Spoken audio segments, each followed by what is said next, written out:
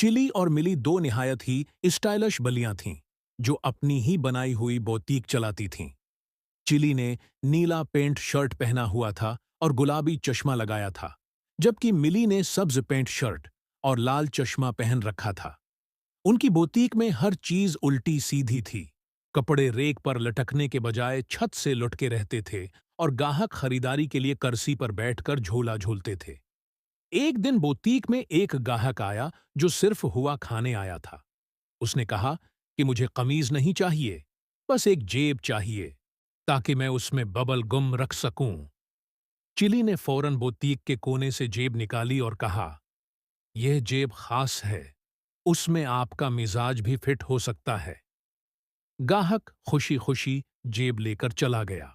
अगले दिन मिली ने बुटीक में एक नया आईना लगाया जो सिर्फ अल्टी तस्वीर दिखाता था। अगर कोई नीला कपड़ा पहने तो आईने में वो गुलाबी नजर आता। गाहक इतने कंफ्यूज हो जाते कि कभी दोपटा खरीदने आते और जूता लेकर जाते। चिली को ये सब देखकर बहुत मजा आता और वो हंस हंस कर गाहकों को चाय पिला देती। आखिरकार दोनों ने फैसला किया कि अपनी बुटीक का नाम बदलकर घूमती कमीज और उड़ती पतलून रख दें, ताकि कोई भी सीधे दिमाग वाला गाहक यहां आने की कोशिश न करे।